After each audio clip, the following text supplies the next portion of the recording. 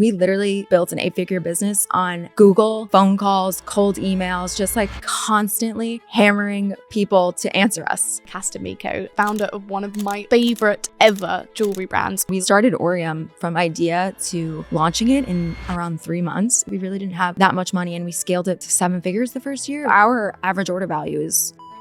So let's talk about something like finding manufacturers. He was like, do you know that you're the only brand we work with that actually makes their products out of what you put on the website? So tell me about working with your husband. He was my boyfriend at the time. That's a risk. What would you say the hardest part of Aureum's journey has been? After the 100th time of something going wrong, you just kind of get like numb to it.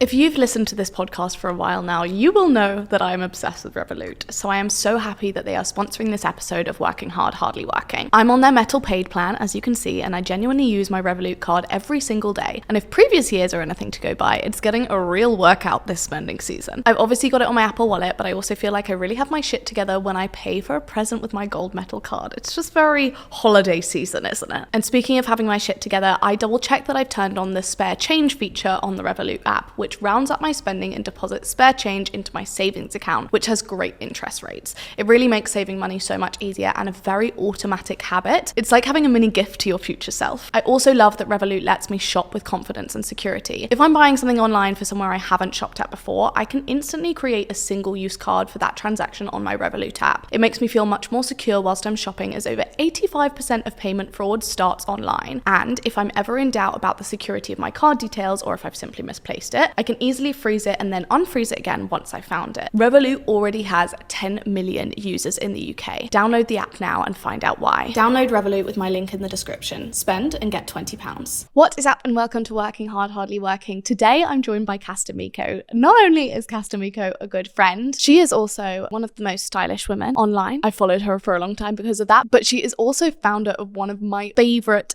ever jewelry brands, Aureum, a brand that is absolutely loved by style icons like Ashley Green and Emily Ratajkowski. Cass began her career as a fashion buyer for one of America's oldest department stores. She talks in this episode about how she really pushed within that job to learn as much as possible, but also to progress as far as possible. While she was there, she started spending her free time posting her outfits online. And fast forward over a decade later, she's very much renowned and one of my personal faves for her incredible style, which really feeds into the brand she's built at Aureum too. But in true me fashion, this episode is very much just a conversation with two people who needed to have a chat. We cover everything from building Aureum to relationships to thinking of starting a family at the stage where you feel like it couldn't fit into your life at all. Before we get into the episode, please do make sure to like the video and also to subscribe to the channel if you like listening to interesting conversations with interesting people.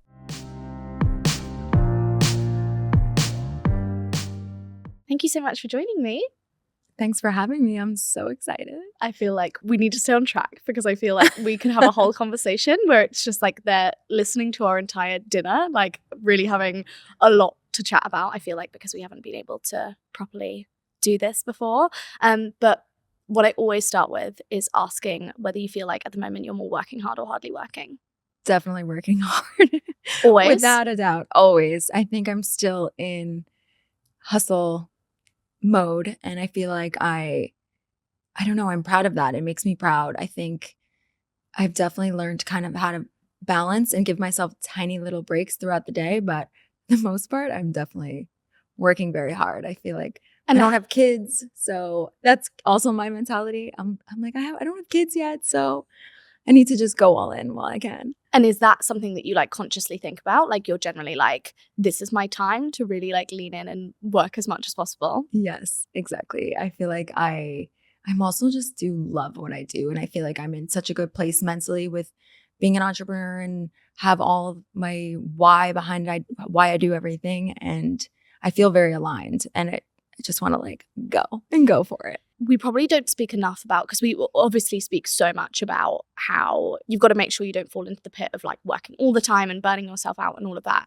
But I also think that we probably don't speak enough about how incredible it is to be in a position where you genuinely love what you do and you feel fulfilled every day. Yeah, exactly. I feel like growing up, my mom actually ingrained in my head all the time, figure out what you love, figure out your passion, and find a way to get paid for it. Mm. And I think that's actually really has turned out to what my life is. It's pretty crazy. I feel like I've designed my life to be exactly what I want it to be. And I really also try to take moments to step back and figure out the parts of running a business that I love the most and making sure that I'm continuing to do those. Because I think that also just translates in everything you do. You're obviously going to be able to work harder and not feel burnt out when you feel fulfilled and you feel like you're doing exactly what you're meant to do. And I feel like I'm doing what I do the best out of all the things you can do as an entrepreneur, I feel like there's definitely some things that I'm not the best at, or that I feel like maybe someone else should be handling or could be handling, but I hold on to the things that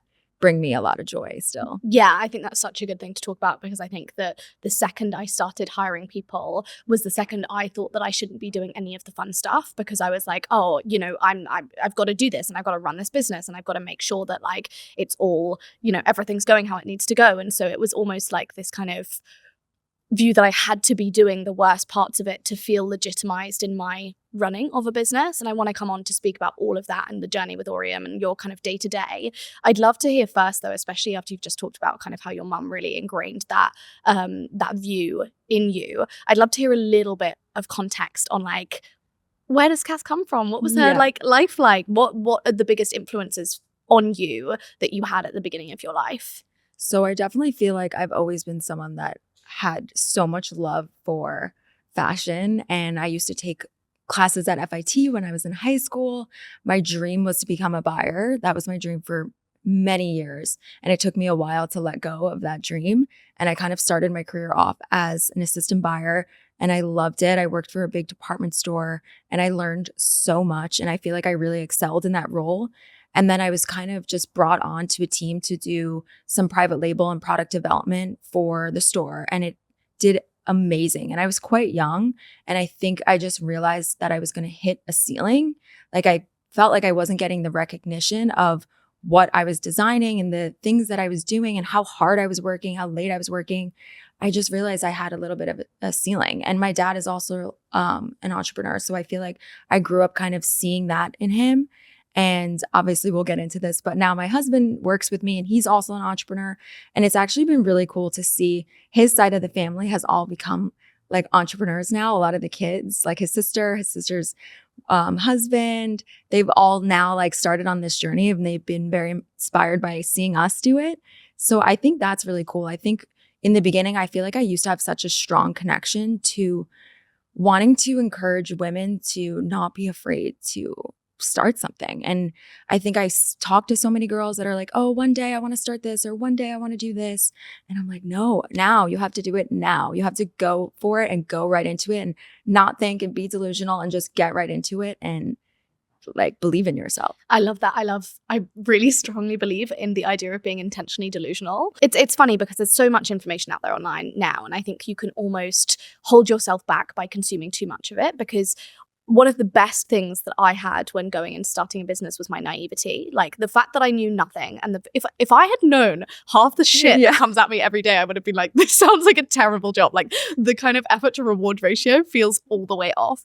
And that naivety was actually exactly what I'd like had these like balls out of nowhere that I'd be like, we're going to do this and we're going to do this. And I don't mind that order could bankrupt the whole business, because that's the, you know, it's an amazing design and all of that. And you have to have that kind of like complete delusion that it's going to work, because statistically, you know, there are a lot of very bleak statistics around entrepreneurship, but there are also amazing success stories and so many people doing all of these incredible things. And I think that we can almost procrastinate too much by using information online. And I really love you kind of saying, if you have the idea, do it now, or at least start exploring it now. And I think that ties in really well to what you were saying as well about like recognizing that, especially before you have kids, if you want to have kids, like that is an advantage that you're not necessarily going to feel like you ever had the ability to take the risk to do once you have more responsibilities and dependence and all of that.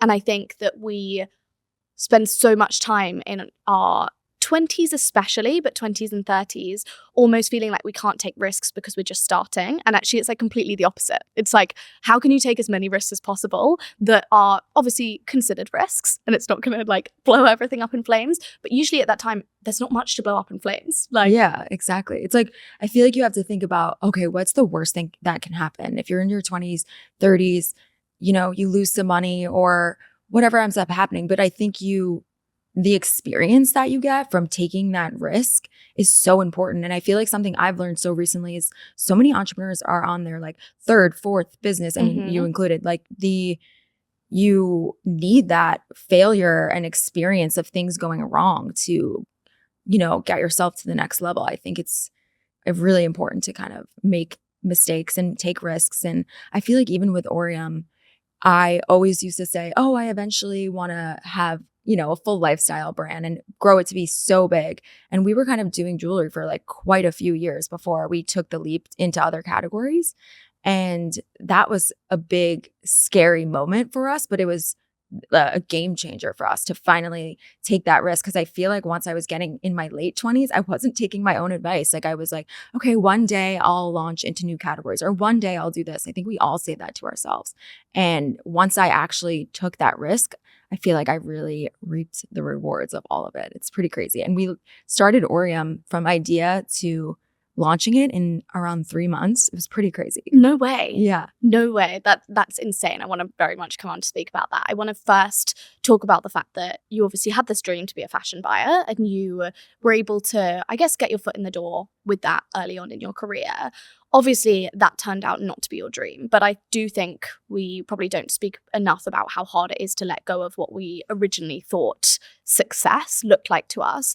So can you talk to me a little bit about where that dream came from and the point that you started realizing that maybe the life I'd thought was like ultimate success for myself actually isn't a life I want at all? Yeah, I think it was kind of just, I always loved fashion, and then I always was really good at math, which sounds kind of random, but that buying really merges the two together. So I was like, okay, this is perfect for me. And I really love doing that. And I think once I started doing content creation full time, in a way, I looked at how I was doing everything as a buyer, like which brands I was representing and which brands I was posting about and sharing. This is a cool new brand. I still do that to this day. I still feel like how I approach a lot of things is almost a buyer mentality.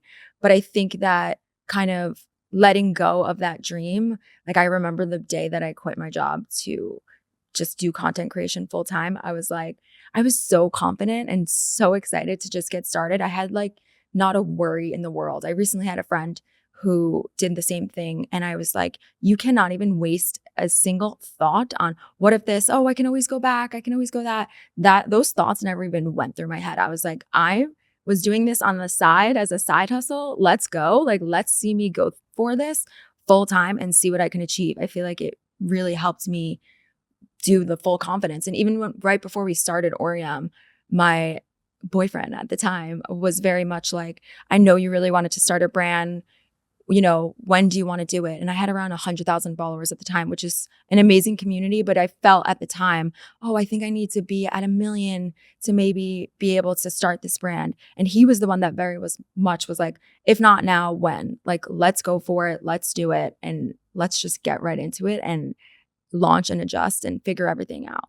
I love that. And I feel like when you were quitting that job and going full time, I've started thinking a lot about like negotiation and the negotiation we have with ourselves. And like something that I've set as a goal at the moment is to basically negotiate with myself less. And that sounds like kind of what you did when you were quitting this job. And I think that makes you put so much more into something because you're instantly like, okay, this is my one option, so it's got to work. Yeah, exactly. I think something that I think back on to the time, even when right before we started Aureum, my now husband and I, we went through this whole life transformation together where we were like, okay, let's get our shit together. We were kind of partying all the time. We didn't feel good about ourselves. We weren't proud of the place that we were in.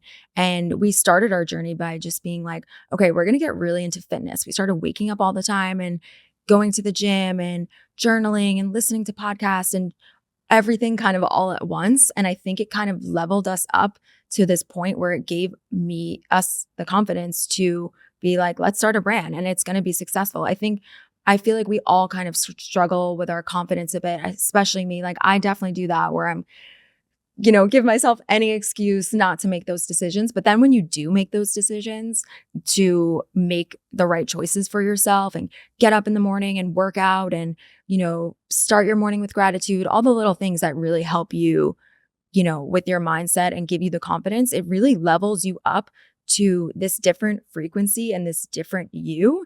And then that's when I feel like all the opportunities just come your way. I think I've tried to just keep like growing as a person and keep developing my mindset and keep just every day trying to be better as best I can. And I feel like all of a sudden you look back and 5 years ago, I was like, whoa, I was a completely different person. And it's crazy what you're able to now handle. I think so much of entrepreneurship is mindset. Literally, I feel like that's half of the work that I do is, working on the business. And the other half is working on my mindset to be able to handle all the things that come our way and all the challenges and all the comparison and everything that we all deal with. And I think that's helped me so much with just leveling up. Yeah, I completely agree. And it's so funny because you're the second person to say pretty explicitly on this podcast, like my work started doing 10 times better when I became a better person. Like when I became the person that I felt inspired by and the person that I felt stuck to their goals and stuck to their promises and all of these different things. Can you talk to me about, I guess,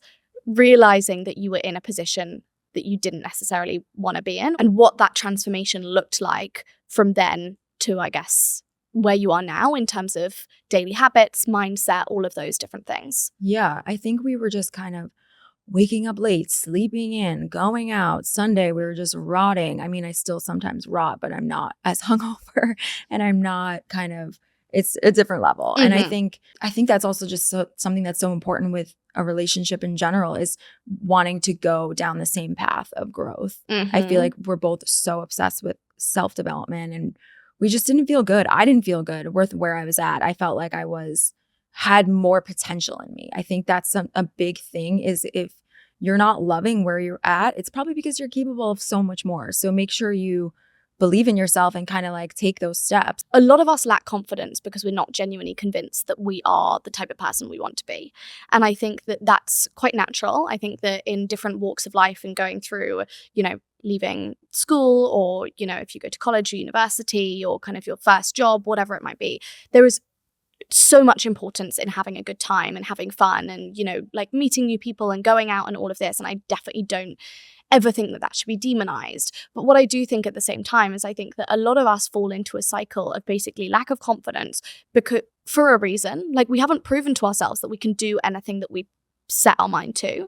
And I think that's a really important step to suddenly start taking, because when you start setting out goals, no matter whether they're gym related or work related or just mindset related or friend related, when you set yourself something and you don't stick to that, that's a real kick to your confidence because you've basically just told yourself, yeah, no, you're right. I'm going to set out to do something and I'm not going to do it. And I'm going to, lack the discipline and I'm going to lack the kind of commitment and all of that. And that hits our confidence and hits our self-worth. And I think, self-worth should always be maintained. You should always believe you're worthy of things and all of that. But I actually do think that we need to build our self-confidence pretty intentionally. Yeah, I think confidence, I feel like especially as women, I think it's something we all kind of struggle with because it's so easy to compare yourself to other people and think that that's what's hurting your confidence. But the reality is your confidence is coming from you and the promises you're making to yourself. And I also think something I've learned along the way is when you have that confidence that you're making certain choices, you feel like you deserve to take certain things in life. Like I think so many of us can be kind of timid and be like, oh, maybe I won't be this huge entrepreneur or this huge successful person or whatever it is, because I feel like, imposter syndrome and I maybe don't deserve to grab that from the world. But I think that once you also work on your confidence, you take the things that you think you deserve. Like, I feel like I'm finally in a place where I'm like, I work so hard. I deserve success. And that's a good feeling because I think you only take from the world as much as you feel like you deserve. Yeah, that's such a good point. And I also think that it's us having convinced ourselves that we can do hard things that we said we were going to do is the thing you fall back on when maybe, I don't know, you feel like someone else feels like you don't deserve something, or someone says something online or whatever it might be, the thing you fall back on is the fact that you have shown yourself every day that you absolutely do deserve that. Like, I would say my hardest time that I had in business, that was probably the biggest confidence building time, because even though the business was an absolute shit show and like could not have been worse in that time, the grit that I went through that time with, and the determination and the like real resilience coming out of that, you're so right. I'm like, I know exactly what I deserve. No one can tell me shit about like what I should be getting, what I shouldn't be getting. Like, sure, I won't get, you know, everything that I'm working for and all of this, but actually I know, and you cannot change my mind about the fact that I deserve good things. And I know that I deserve good things because I have done X, Y, Z that I said I was going to do and actually did. Exactly. And it's like celebrating those little wins. And it's like, the advice you would give to a friend if they were dating like a toxic guy would be, you know, it's not about what he says, it's about his actions. And it kind of applies to yourself. That's immediately what I thought of. It's not about just what I tell myself, that I'm so great and I work so hard. I could tell myself that over and over if I'm just sitting on the couch. But I think if you actually prove to yourself with the actions, that's like a big difference. Yeah, no, I honestly couldn't agree more. So tell me about the beginning of your Instagram page and like the start of doing the influencer thing. So I was doing kind of content creation, and I was living in New York City at the time. I was shooting my outfits on the weekends with a full-time job. And the main reason why I even started doing it was because I really wanted a cooler, more fashion-forward job in fashion. So I wanted to work with, you know, I wanted to be a buyer for either Shopbop or Revolve, Intermix at the time, which is just so crazy, in 360, because now seeing my brand in those places is just wild. But I really started it as like a digital resume. I had no connections in fashion, and I couldn't even get my foot into the door to work for these more fashion forward companies. So I was like, okay, I'm going to create almost like a digital resume to show my taste level. And that's how it all started. I just kind of posted my outfits online as a way to, when I sent my resume in, I could also attach my blog, you know? And after doing it on the side for about a year or two, it started to really take off. And I was getting paid by brands, and I was getting invited on trips and all these unbelievable opportunities. And at the same time that was happening, so much exciting things at work, I was feeling so stifled. I was feeling like I wanted to be able to maybe one day launch my own brand. And I know that if I built up my personal brand, I would one day be able to do that. I was seeing so much success at work that I was like, I feel like one day I could do this on my own, because I was really a part of so much of building a brand. And then one day I was just making more from partnerships than I was at my job. And I made the decision to quit. And it was a pretty crazy feeling. I still look back at that time and I'm like really proud of myself for like making that move. And then it was around 2 years later that Aureum started. I think there's really this, I don't know, I think it's a bit misguided. This whole, if you're in your job and you feel like you're not reaching your full potential, then pull back, like do less and kind of like start to sit back a little bit. I think that like what you've demonstrated there is you were really trying to push and see like, what is the furthest I can get to in this job? What happened is that you pushed and you really got good at your job, and you were able to translate that to what you were doing online, but then you were also able to, you know, other opportunities came along. Understandably, people obviously can be quite disenchanted with the idea of like what your employer wants from you. And sometimes it's not a fit. Like sometimes, as with you were working really hard and it ended up not being a fit. But if you'd been working really hard and then decided to work less hard just because your workplace wasn't quite valuing you or there wasn't the progression you wanted, you never would have been able to go full time, because you wouldn't have been leaning into all of these different things that would essentially advance you. And I don't know, I always like see these comments of like, just do the bare minimum and all of this. And it's like, if you, I promise you, in any situation, if you're doing the bare minimum, you will get the bare minimum. Like, you get out what you put in. I also think something that I don't hear people talk enough about is the world is smaller than you think, right? Like I was working a corporate fashion job, you know, maybe at the time, if I would have had this attitude of, I'm never going to work with any of these people again, it doesn't matter, I'm going to just start slacking off.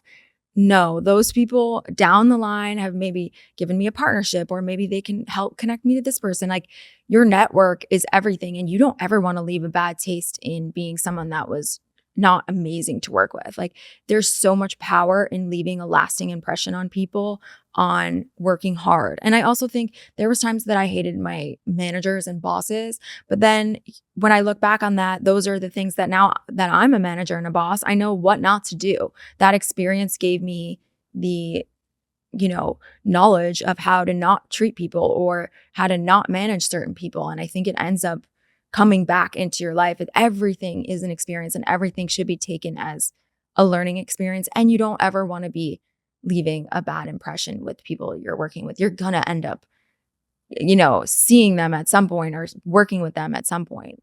No, I honestly could not agree with that more. And I think it is probably one of the downfalls of like, there are so many great things of seeing so many different people's work online. I feel like those types of things are maybe some of the downfalls where it's like, you can pick up some really poor advice as well in terms of, how much you should be doing or what you should be doing or what your expectations should be. And I think that unlike, 20 years ago where you'd hear advice from colleagues or you would hear advice from mentors or parents or whatever, and they'd just be like, do this, do this, do this. If you had one piece of bad advice, it's one piece of bad advice. I think sometimes now one piece of bad advice can really like proliferate the internet. And then you're suddenly like, oh God, no, I really would not recommend you doing that. Like that is crazy to me. But I want to talk about launching Aureum. When did the idea come about? Yeah, so it came at a time in my life when I was entering my late 20s. I really didn't have a super high income, but I feel like I was in New York in the social scene. And I felt really insecure that I was meeting all these people that like came from money and were super successful. And I felt almost like a little out of place. And I wanted to kind of just rejig my wardrobe, do like a whole refresh. I wanted to stop wearing trends and all of these like super micro trendy pieces. And I was like, okay, I really want to just have this more sophisticated, classy, timeless look. And I kind of just did a whole wardrobe rehaul. And then I kind of started to feel like I looked a little boring. Like I was wearing trousers and, a plain top. And I was like, okay, how can I make this look better? This is so funny. Just quickly, sorry to interrupt, but it's so funny because I did about like 2 months of like old money dressing. And I literally would look at myself every day and I'd be like, I look so boring. Exactly. Like this is so not me. It's like, I like it and I get it, but I'm literally like, like this isn't me. Like I don't feel like me. Yeah. And I think that I feel like you need to also kind of work into what fits your personality. But I was like, okay, I still love to have a little bit of a bold moment. And I was on a tight budget. I really could only afford going to Zara for my clothes, but I really wanted to look more elevated. And at the time I was like, okay, I feel like accessories are what really sets your look apart from, looking like your whole outfit is from Zara or looking a bit more elevated. And that's kind of how the whole idea for the brand was born. Like our entire tagline is the art of accessorizing, just dress simply, let your accessories do the talking. I think you can really show your personality when it comes to accessories. And I also think there's a big difference between accessories that are high quality and not. I think when it comes to leathers and hardwares, it really makes a difference. And I feel like it was like my little cheat code to when I was out and about in New York City looking more expensive and like, kind of putting on this other persona of someone who, had a bigger budget at the time. Yeah, no, I love that. And I think that what I really, really love about the brand, I think I actually found the brand before I found you, which is, as a brand owner, always what I want to hear. Like as someone with the social media following, I'm like, confident. Thank you. That's like the biggest compliment, I think. But what I love so much about it is that it really does have this kind of North Star concept around it. Like, as you said, you were doing jewelry for like 2 years, was it, before you even went into other categories?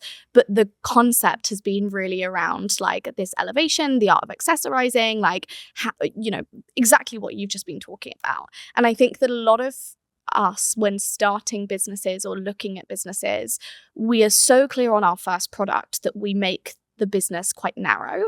Like we're pretty, this is what we do and this is the one product we make, rather than, I just want to make people be able to accessorize easier, or I want them to feel elevated without having to buy a new wardrobe or like any of these things. And actually, I think you've done that so well in the way you've been able to keep that open, but not too open. It's not like a brand for everyone everywhere, but it's open enough that you've allowed yourself space to be able to kind of expand beyond that. Was there a point that you realized that this business was more around this entire art of accessorizing rather than just jewelry? I think I always knew I didn't want to just pigeonhole myself into jewelry. But like I was saying earlier, I felt like limited. I was kind of hesitating.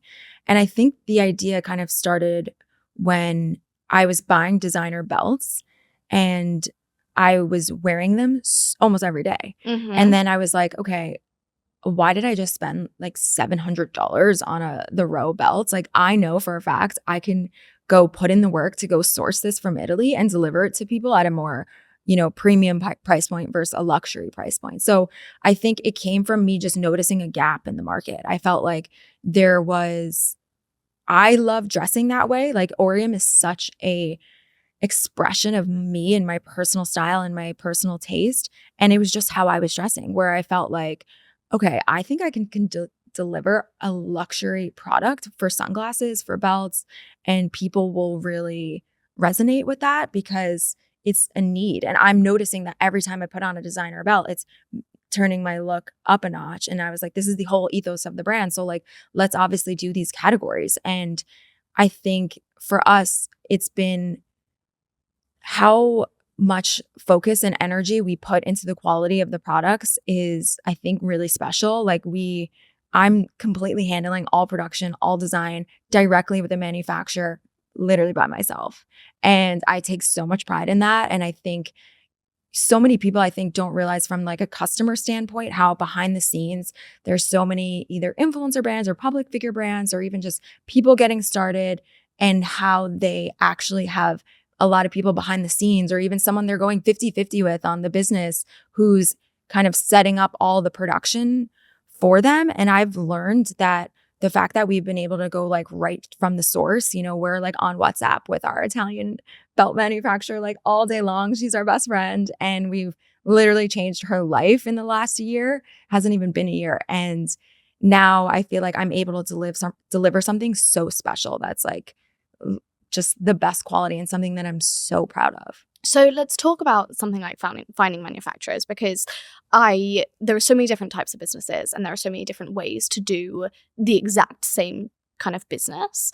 Obviously you've said there how it's really important to you to work directly with manufacturers and to have that relationship and to be making things that aren't copies of other things. And like, I think especially within the jewelry space, you can tell when someone has a direct relationship with a manufacturer because there's so much duplication outside of that. So usually you'll see a good few months of this new design with a brand that clearly works directly with the manufacturer. And then you'll see that design proliferate among the industry and very cheap additions.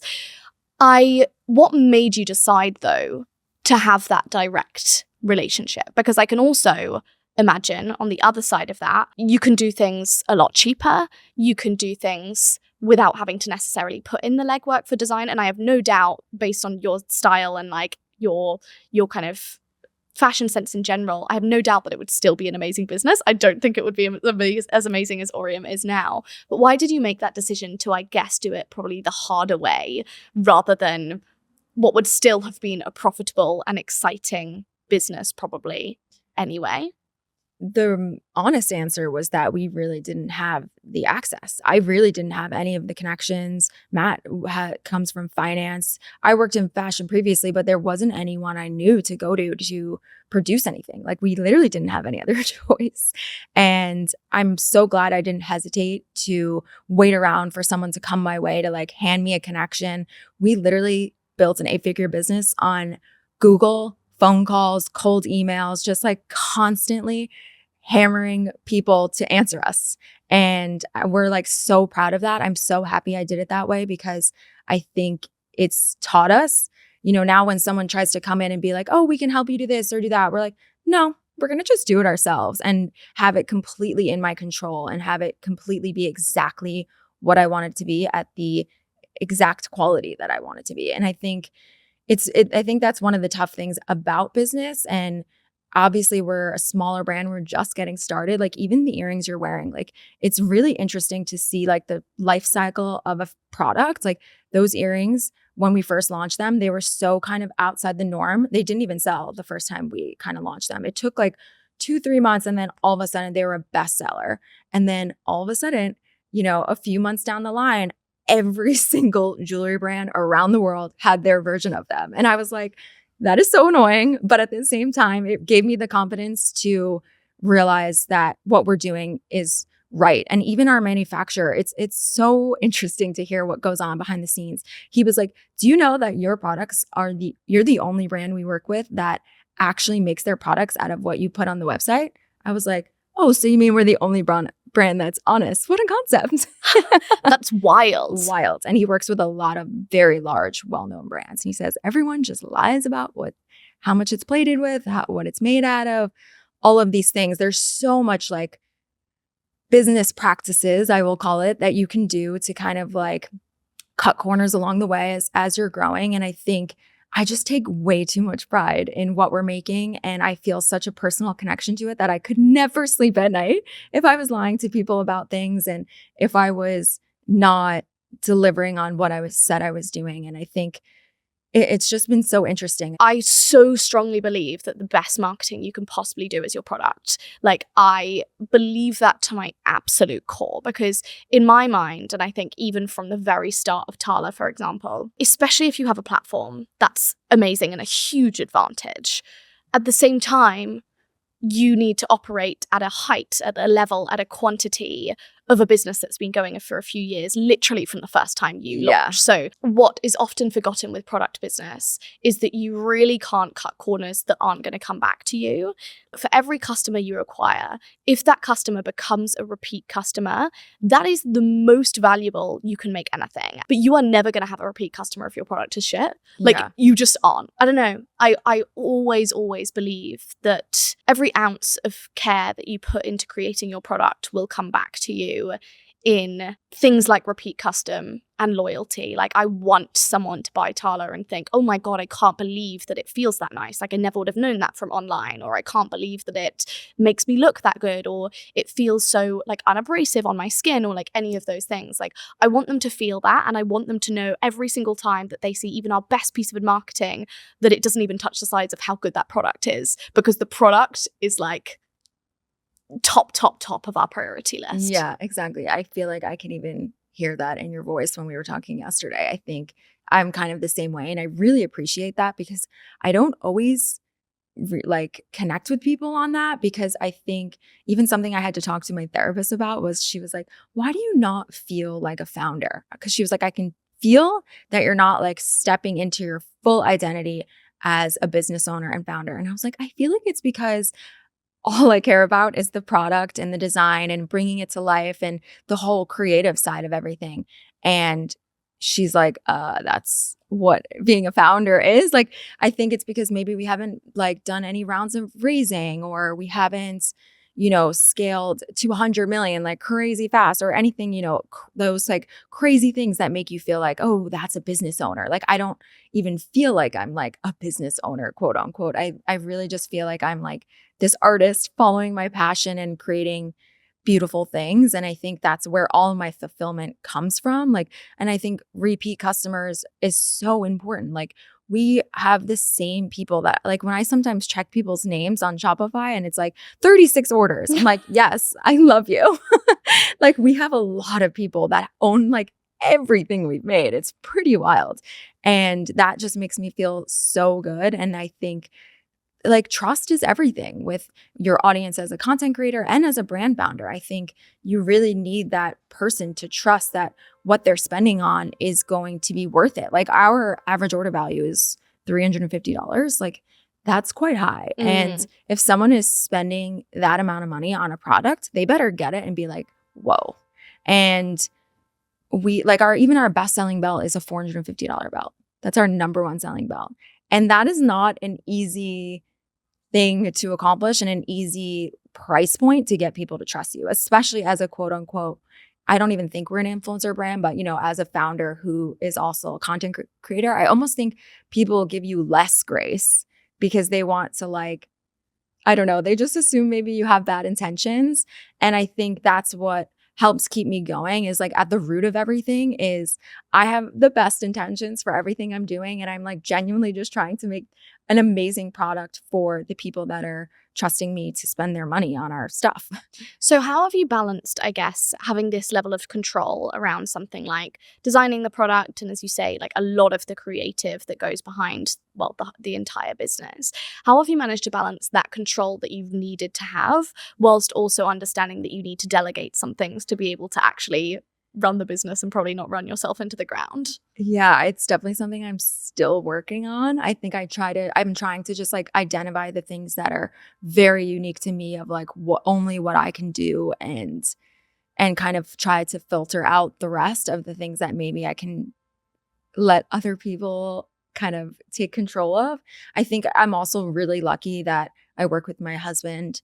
We can talk about work all the time. My husband is like extremely hardworking. Like we're both on the same page. So I feel like together we're just kind of like a force and we really like balance each other out with certain things. Like he's definitely handling a lot of the more like business side of things, operation side of things. He's also very creative, but we just kind of divide and conquer. And we've learned to kind of really both not stay in our own lane because we do a lot together, but just kind of like make sure we're dividing and conquering. And, you know, we have a like small but mighty team and like we get on a phone call every day at 10 a.m. and we have like an exciting what we're going to get done for the day. Everyone is remote, which I think is really interesting. I feel like that has actually helped me a lot.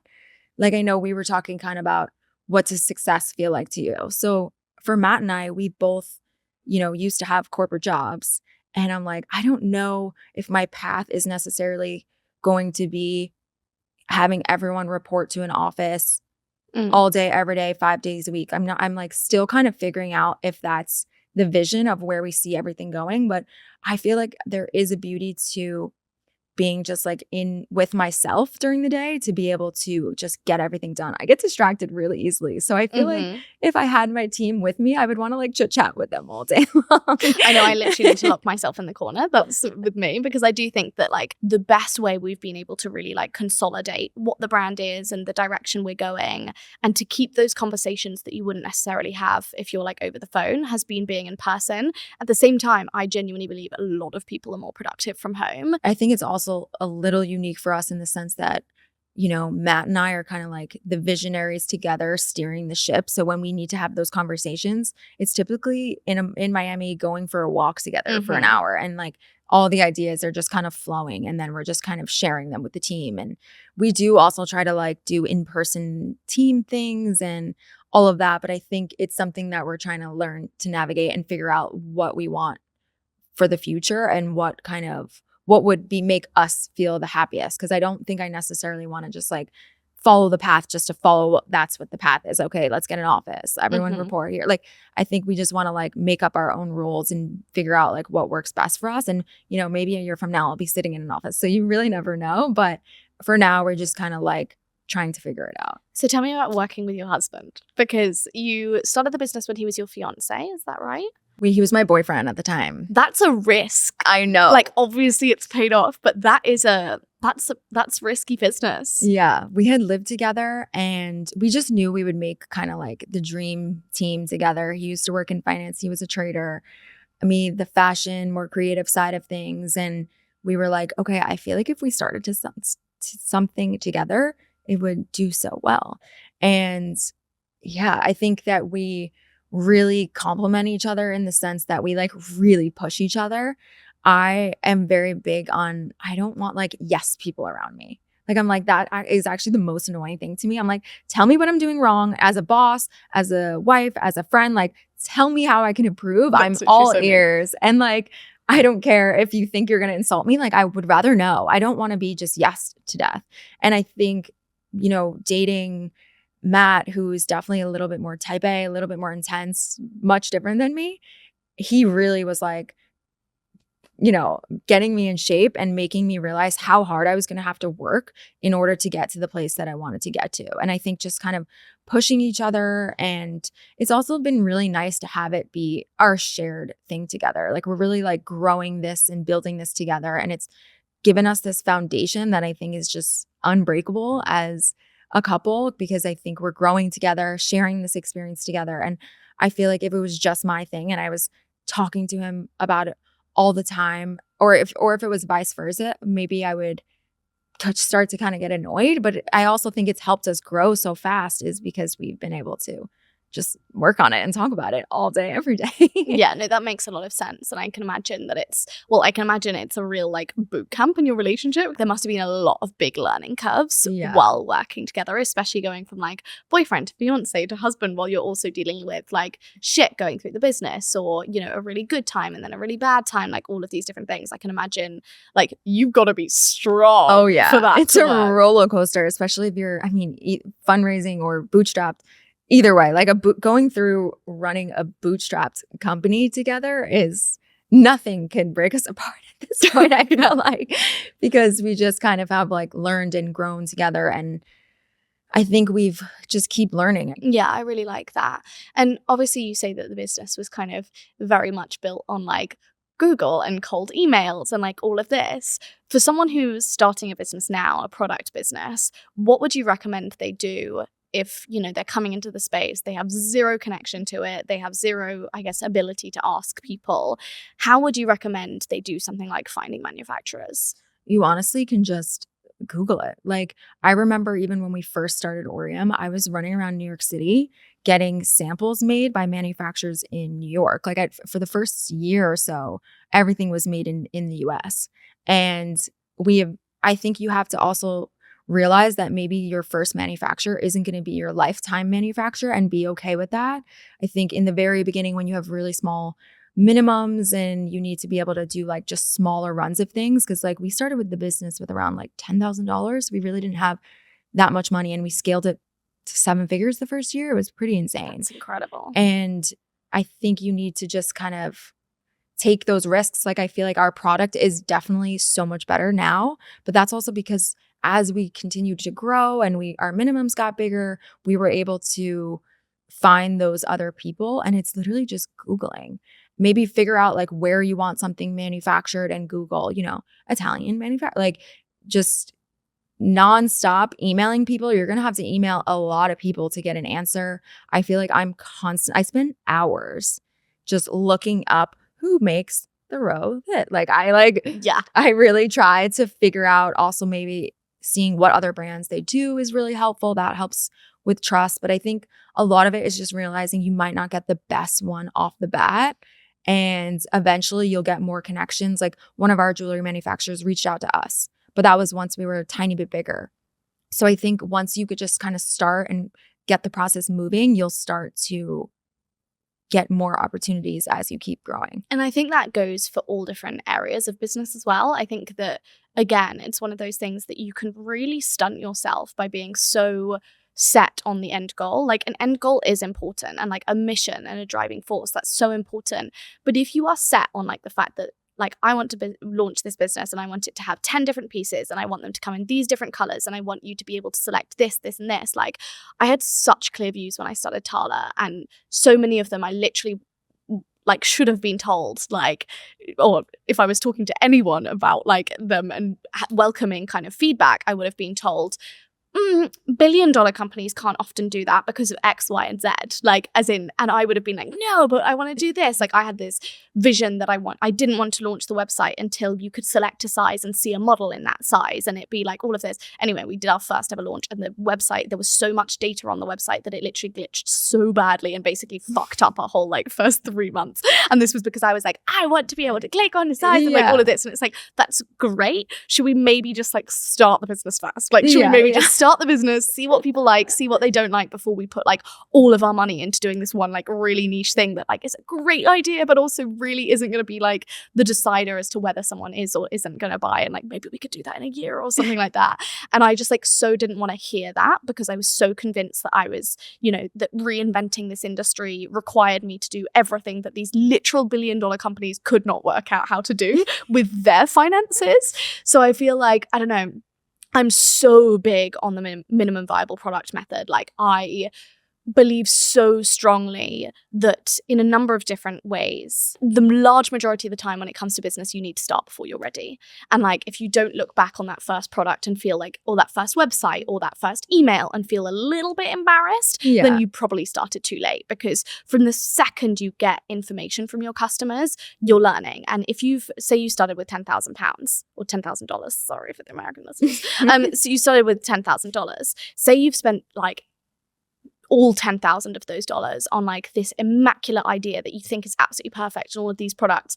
And then if that doesn't work out, like then you've got nowhere to go. Whereas like if you spend 5, 6 and it's maybe like not, you're like, I like it, but I could criticize, I could do a list of 100 things I don't like so much about it. It's like, perfect. That's a great place to start, because you spending 1,000, 2,000, 3,000 extra on getting from like 60% of the way there to getting 100% of the way there allows you no space to grow from that point. And I believe so strongly that like the second you get out to market, you are going to learn so much that you could not possibly imagine that you're even going to learn. And so you just have to get out to the market. Yeah, I feel like even I still operate like that sometimes. Like just the other day, it was like Friday night, and it was for like 5 hours straight as we were watching a movie. I was just switching all the product photography on our website for each product, because I was like, don't love this one. I feel like this one could be better. I'm just swapping things around, and I'm like, oh my God, I can't believe this photo was up for this product, and I'm mortified. I do this every day. Yeah. I literally it's like one of my favorite hobbies. It's a problem. I'm not allowed on the website during the week because honestly, like I was on my way here. It's a completely different thing, but I was on the Shreddy app, and like every single thing I was like, and I like sent like 5 messages in a row about like all these different things, and I'm like, damn it, I've done it again. That's why I'm like, let me just do this on a Friday night myself instead of being the annoying boss that's like telling someone to go do that. I'm like, let me just do exactly how I envision everything to go. But I also think, to your point, I think that's where a lot of beautiful ideas are born. And when you have no experience, you have like this just consumer view of starting your business. And I think that's how a lot of niche things about your business can be a differentiator, is like trying to figure out the things that you wish you had as a consumer.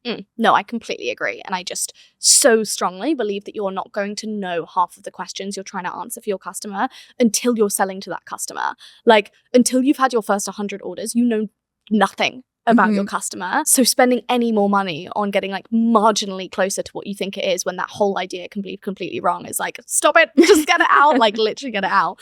What would you say, though, that the hardest part of Aureum's journey has been? I think that each year there's just different challenges that arise. And kind of what I was speaking to earlier, I think even me as a person, I've been able to slowly but surely over time manage more and bigger difficulties over and over again. Like when I think about the first year, and our biggest difficulties were me having to pack orders, and we couldn't afford like quality control. So I would literally sit there for 8 hours a day, like checking clasps on the weekend to make sure all the clasps worked perfectly fine. And now looking back on that, I'm like, that's not even that like stressful of a problem. And then I feel like becoming a manager and hiring was a really difficult learning curve for me. And then I feel like now we're at this point where we're like, do we raise? Do we not raise? Having the cash to maybe execute some of the ideas or marketing things that you want to be able to execute. Or, we're in a lot of wholesalers now, and when they send us like a huge order, we're like, this is amazing, but this is also scary because, that's a lot of upfront costs for us. And I think all these like production issues, the amount of production issues we have, I know you talk about that all the time. It's so standard.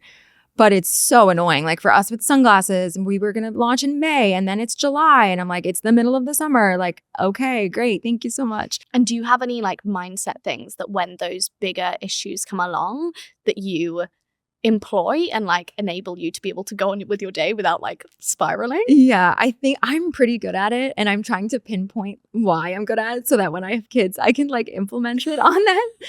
But I think that I'm good at kind of like staying calm. I'm a pretty calm person. My husband definitely gets like more anxious about things. So I almost am like coaching him through it and like saying the right things that you're supposed to say. It helps me know the right things that you're going to say. And I feel like I'm always just like, it's okay. We're going to figure it out. After the 100th time of something going wrong, you just kind of get like numb to it is the honest answer. You kind of just are like, okay, this is normal. This is running a business. There will be fires all day, every day. And I think there's comfort in hearing that from other people and other big founders and all the things that constantly go wrong. Yeah, that's one of the biggest piece of advice I give to founders is like, find people that are either at your stage or one step ahead of you and have as much contact with them as possible. Because I think founders especially, they know how hard it is. So they're very open with their network, their issues, their like resolutions for problems. Well, first of all, we need to start texting each other. Yeah, of course. We will be opening this line of communication because I have a lot. Yeah, exactly. I think I've noticed that too. I feel like other founders, I have this problem where I don't, and I'm trying to work on it, where I like don't ask anyone for anything. And it's not a good quality to have. I'm trying to work on it. Like, I feel like I would never just randomly text someone and like ask them for their advice, but I would love to give people advice. I think it's also just kind of like we can all help each other. I feel like entrepreneurs are so happy to give that, hey, I ended up doing this or this. Like 9 times out of 10, a lot of us are doing completely different products, but it all is like the same game. So it's so easy and helpful to kind of like, oh, we downloaded this Shopify app for that. Or there's so many little nuances that I think can change your business. Yeah, I completely agree. And also I would say that like a lot of this comes back to like when I started off as an entrepreneur, I would definitely say I was in a very closed mindset and I was in a very competitive and comparative mindset. So I probably felt so insecure in the way that I was like, oh, we're not a good business yet and we're not this yet and I'm not a good enough manager yet and all of these things, that I didn't feel like I was in the appropriate place to help other people. But I also just felt kind of like insular, like I'll keep everything to myself. And as I've grown as an entrepreneur and as I've had, I guess, just like so many realizations that like we're so all in our own lane, and just the fact that society pits women against each other does not mean that just because we're 2 female entrepreneurs that means we're in direct competition for any reason. Like even if we both had this like brands that were across the same category, like all of this, like it doesn't work like that. Like, and I think that I've gone out of my way to purposefully be in contact with people that are in direct technical competition. Like I will literally reply to someone's stories who has like an activewear brand or who has something being like, oh yeah, we had this issue and we actually did this instead. Like I originally started doing that a few years ago, literally just to break down my own barriers of like, you are not in competition with this person. Like your life doesn't get made loads worse if their business does 5 times better. In fact, your business will probably do 5 times better if theirs does 5 times better because the market's bigger. Like that's not a bad thing.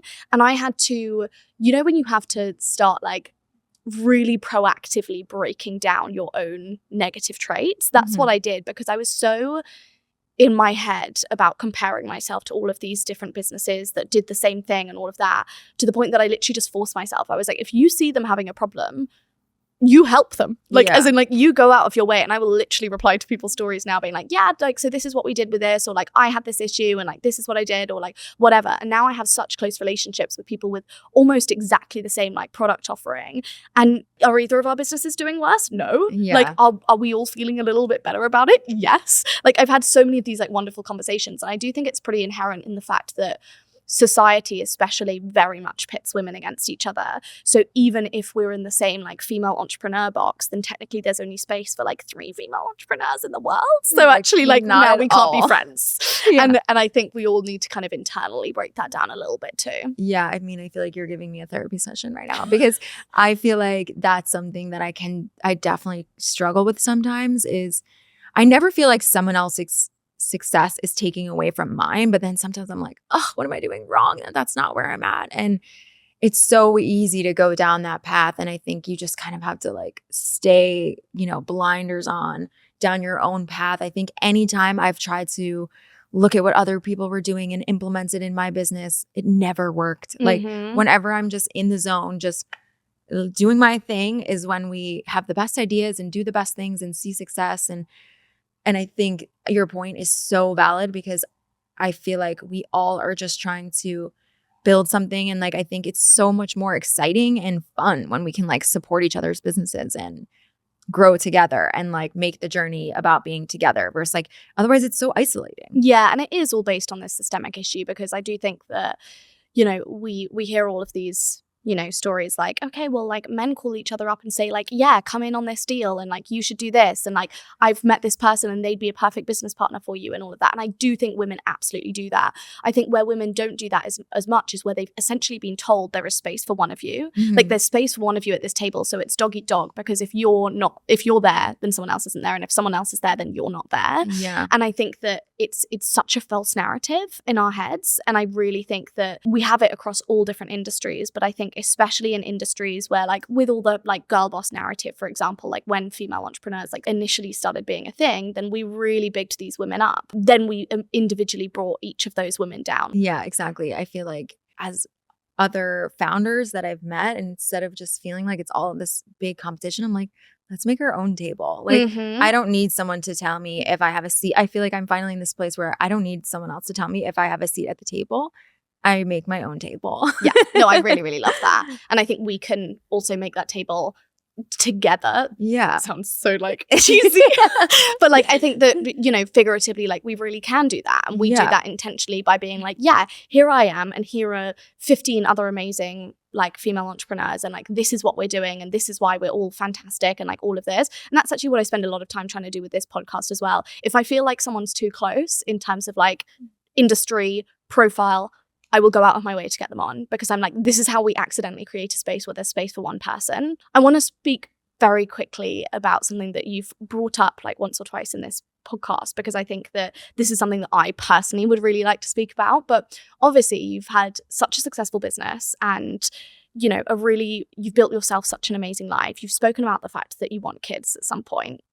Obviously, very frustratingly, that is something that we as women very much need to think about in terms of like, no matter how much you don't want it to affect your career and your job, there is this unfortunate reality that we have to bear the child. And like that has to, you know, that likely is going to change our lives, you know, even in the exact same job, 10 times more than it's going to change your husband's life. Yeah. And as much as that's something that we can fight as much as possible, it is kind of a reality. And this is something that I have spent so much time going back and forth with in my own head. And I want to talk to you about it, because I feel like, I don't know, I'm at this stage, for example, where I love my life, I love my businesses. In the next few years, I will really want to have children. Yeah. And at the same time, that feels like making the decision to sacrifice my career. And I fucking hate that. Yeah, it's so unfair.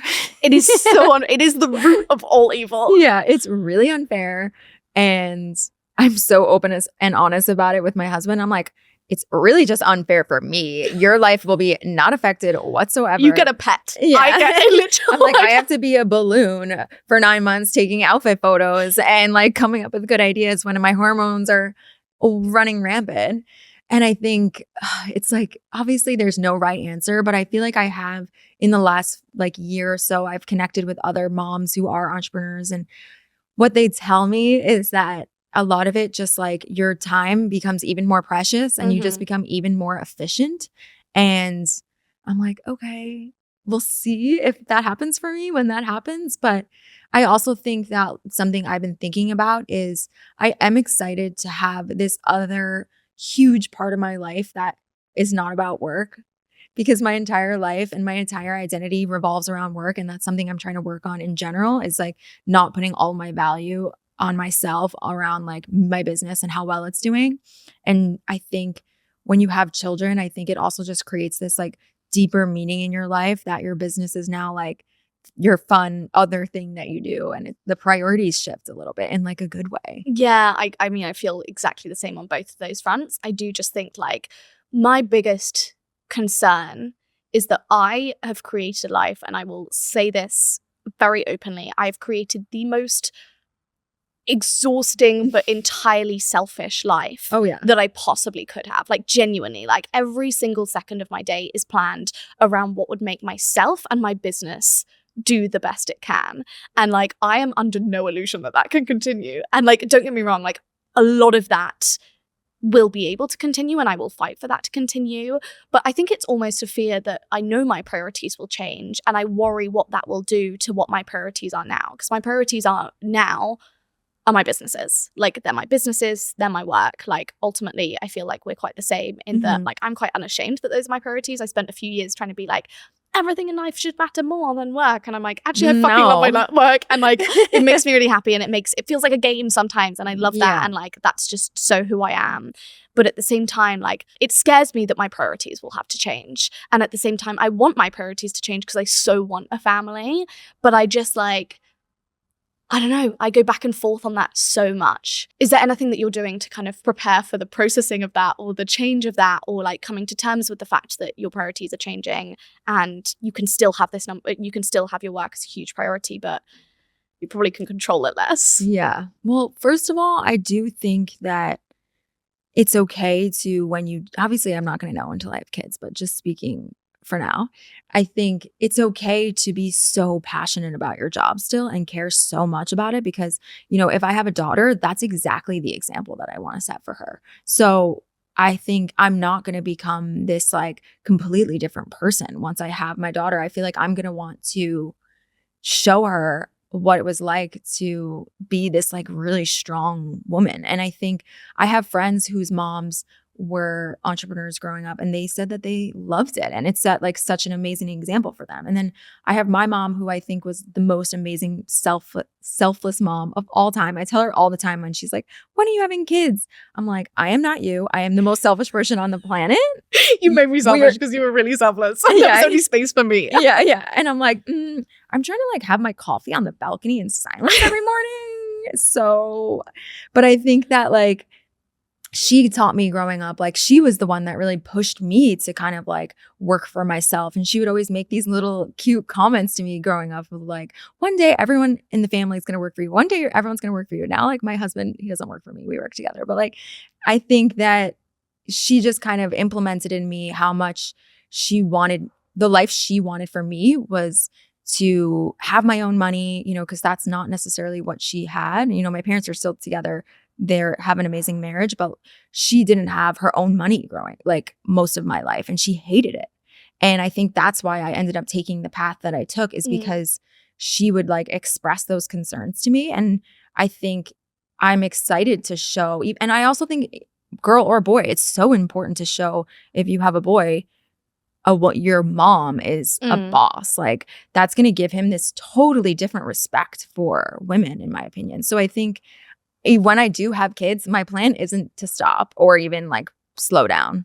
My plan is to kind of like just keep going. And maybe now when I, you know, get off, maybe I'll actually like end work at a specific time and make those adjustments. And I think I'm like taking those baby steps, even just with Matt and our marriage, of like, okay, our entire marriage can't revolve around our business. Like, okay, let's try to like watch a movie together. Let's try to like go to dinner together. Let's try to like turn off sometimes and try really hard to not talk about work. And I think it's taking those little steps. And I've also been trying to take steps of just finding fulfillment outside of work, which is really hard for me to do, because I think my work is my entire personality and my entire life. So I'm just trying to slowly but surely find those things like outside of it. And I actually like spent a weekend with one of our couple friends who has a kid. And I had the best weekend ever. I was like, oh my God, this is so fun. And it was fun to like watch me and Matt in action giving this little 5-year-old like life advice. Like we were just so like, we're both so into self-development that you like find yourself look at the sun every morning. Like I was just like, I can't say yes to you about everything, because sometimes I need to tell you no. Like it's not even my kid. And I'm like fully giving him like podcast like word vomit of like things I learned myself. And I think that we're going to make for great parents, because I think we've done so much self-development and so much work on ourselves that will like carry out into our children. So I like, like, if you would have talked to me about this even like 3 months ago, I would have been like, I'm not even having kids. I think I'm probably I'm a few months behind at least with that kind of like mindset on it. And I think I just find it so, I've never wanted anything as much as I want my business to do well. I think that's probably like the cold hard truth. And I think the one thing I probably do want my business to do well is like an amazing family. Yeah. And so like it feels terrifying to have anything at odds with this big main goal, because I will be completely open with the fact that I have been like entirely selfish around like, what does my life need to mean that I can work all of these hours and with this intensity and come home fucking exhausted like a shell of myself, because that's what I do, and it still be fine. Like, it's not the hours thing that will be a problem. It's the fact that I literally like all I think about is this business and like my work. Yeah. And I just am so far from the reality that actually that would need to change. Otherwise, like, don't get me wrong, I'd still, you know, I still want to very much like do the businesses and love them and grow them and like ideally continue in the exact same way. But currently I feel like I allow no space in my mind for anything else. So to think about like doing something as big as like carrying a child and then raising them, I'm like, I can't even look after myself when I work this hard. So I'm like, how do we even get to the point? Like, from A to B, it's looking pretty difficult at the moment, but like I want to be there. Do you get what I mean? Yeah. I think it comes with time, and I think it also comes from like being around other kids. I think that's been a big thing for me. Like, for years I said, I don't want kids. I literally would say with confidence when people would ask, I'm not having children. And I also think a lot of it has come from, I'm on this like one track mind to grow my business to be the biggest thing humanly possible. But I think I've learned to connect more to the reason for why I'm doing everything versus like grow. And all that matters is how fast we grow. You know, I'm trying to connect to the other fulfilling parts about doing what I'm doing. Like, for example, like I feel so lucky that I get to like work with my husband and we get to be together 24/7 and we get to be in the middle of the workday and give each other kisses. And to me, I'm like, that's such a like blessing that, no matter where Aureum goes, that at the end of the day, we're on this journey together. Like, that's kind of what I talk to Matt about all the time. I'm just kind of like, I'm enjoying this journey. I get to be my own boss. When I go to have kids, it's all under my control of how I can spend my time with them. How much do I want to delegate? Do I have the means to be able to have people around me helping me? Like, all the things. I think it just starts to naturally come little by little. All your friends who do have kids, when they're like, what? You don't want kids? Like, and I think whatever you decide or whatever direction you want to go is fine. And I think that also being a mom by itself is a huge role and a huge job. So, and if that's your only role, that's amazing as well. I think like I just have so much respect for how everyone operates. And I think you just make your own rules. And it's the same way that we deal with getting judged online as a business owner, as a creator. I'm not letting anyone judge me as mom. I'm like, I'm pretty aware of myself and I don't think I'm perfect by any means, but I'm like, you have to just trust your intuition as a woman and be in tune with yourself and your own way of doing things and be like confident in that. Open-mindedness in terms of like routine and goals and all of these things is not something that comes naturally to me. I have a very controlled, clear mindset, and this is like, that's the least control you can have over anything. Just storing your wake up, get kid up. Like I know your little list is just gonna have a little different of things, but you're gonna still operate the way that you want to operate. That's what I need. I need to see more like real transparency around those. Around like motherhood and don't get me wrong, I know there's so much of it out there. I think it's because I haven't surrounded myself with it over the past few years, and now I'm like, Before we end, can you tell me what the best piece of advice is that you've ever been given? I think it's just about knowing your why. I think so much of your motivation and confidence and ability to keep going when things are hard are about knowing deep down what your why is for why you're doing certain things. And whether you're an entrepreneur, whether you're at your job, as a friend, everything throughout your life, I think always just connecting deep down of, well, I do things this way. Well, why? And then because of this, well, why? And like just getting to that core root of why you do so many things that you do. Like, I think I had to get into tune to myself as a business owner of why I wanted to start this business. And I felt like it was because I really wanted to provide value and like ease of getting dressed. And you could just throw on a jeans and t-shirt and put on Aureum and you're going to look so chic.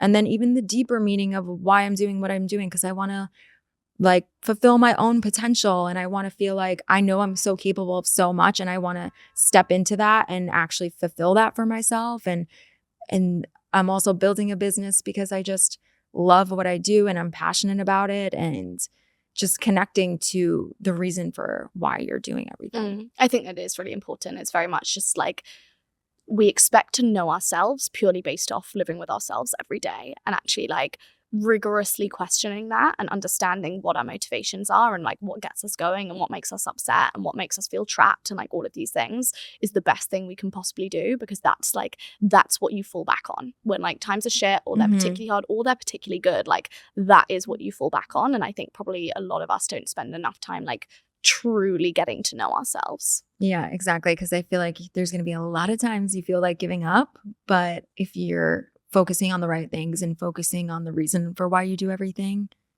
you'll be like, okay, and feel centered again. Yeah. Thank you so much for joining me. This has been so good. So I feel like fun. I've had some actual like therapy, and we must me continue the too. conversation. I know, me too. I feel like we'll have to redo this when we have like little babies in the corner. I know. Hopefully, who knows?